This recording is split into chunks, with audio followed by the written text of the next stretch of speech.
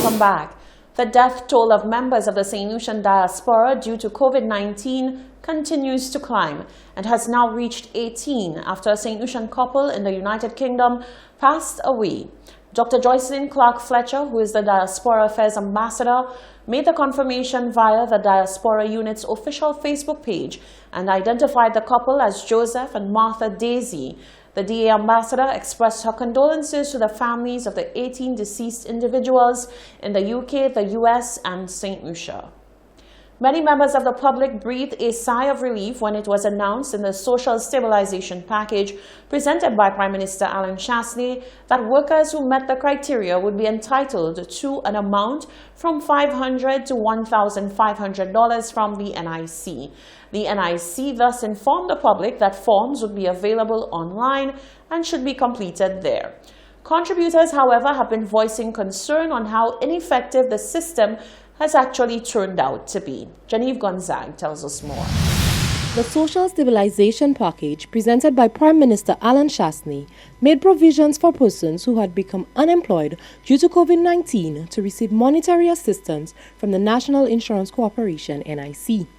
Adhering to the strict social distancing and other safety protocol measures set out by the Ministry of Health, the National Insurance Corporation informed the public that applications for the economic relief packages were to be filled out online.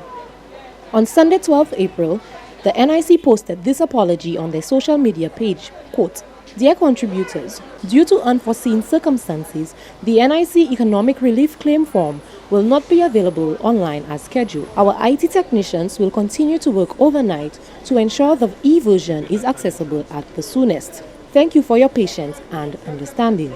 End quote. One very dissatisfied contributor told Hot 7 that more could have been done on the end of the corporation to ensure the public knew what they were doing and how they were to go about claiming their money. There's a lot of things that are required on those papers and people doesn't have it, like email. Especially if you go on the website, you'll see they're asking for email. It's not everybody in St. Lucia that has emails.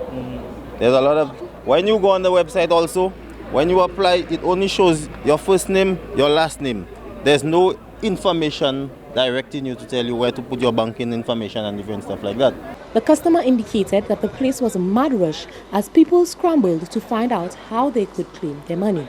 This morning we got here, it was all a rush. Nothing was set up, although the Prime Minister addressed the nation a couple of days, giving NIC enough time to set up everything. So when people come there, just look, and you have somebody outside there talking to the people, telling the people how to go about filling those forms. Everybody in a rush, forms have been collected, nobody, you understand? Nobody is there to tell you, well, that's what to do, that's what not to do, and whatever. You understand me? So there's a lot of things that I guess I'm not sure what's going on. Many contributors continue to lament on social media how dissatisfied they are with the level of service being provided by the NIC, particularly now that they are in need and they want their monies the most. Reporting for Hot 7 News, I am Genevieve Gonzague. The OECS Commission has welcomed the decision of Republic Bank to support the fight against COVID-19 in the region. The bank responded positively to a call from OECS Director General Dr. Didicus Jules. The bank's financial contribution to the fight is sizable. Republic Bank Eastern Caribbean Limited, with presence in 6 Eastern Caribbean territories, has heeded the call from the OECS Director General, Dr. Didicus Jules, to join the fight against COVID-19. I wish to express the appreciation and gratitude of the Commission and the member states of the OECS for the contribution of $200,000 by Republic Bank Eastern Caribbean for the purchase of 9,000 units of some of the drugs needed to treat persons affected with COVID-19 in 9 member states. Republic Bank Eastern Caribbean Managing Director Michelle Palmer-Kezia said they were in the process of deciding how to assist the fight against the coronavirus when the call came from the OECS. We see it as our responsibility to help, not only with immediate relief, but also with longer-term efforts to rebuild businesses, our communities, and our lives.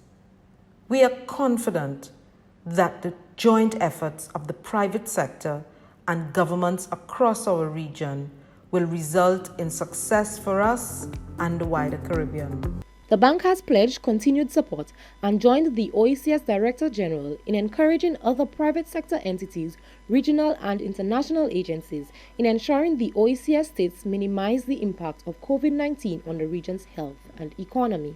Dr. Jules said the OECS Commission is spearheading a coordinated approach on behalf of all member states. Our aim is to supplement the national efforts by helping to fill gaps where they exist, and by realizing economies of scale in joint procurement and sourcing of medical supplies and equipment, technical assistance, and whatever is required that is common to all member states.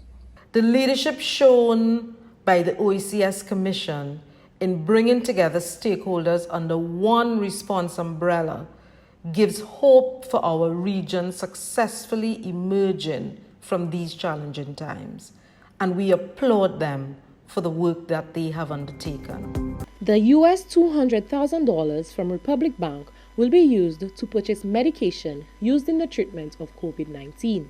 The medicines will be distributed among 9 OECS member states.